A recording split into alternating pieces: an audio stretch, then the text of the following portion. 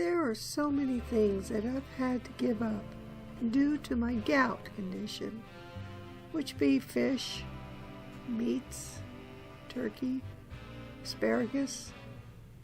But there are things that I can eat that can help other conditions, like arthritis or inflammation.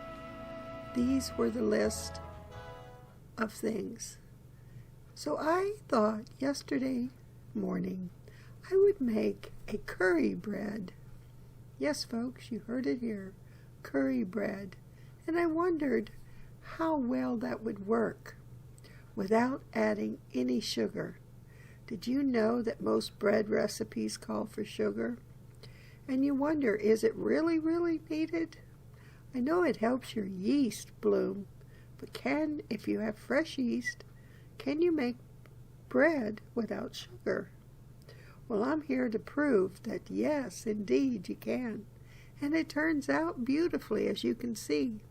Those little curly cues there, and little button tops that I made with some of the dough, I added onion, cut up onion, to the dough.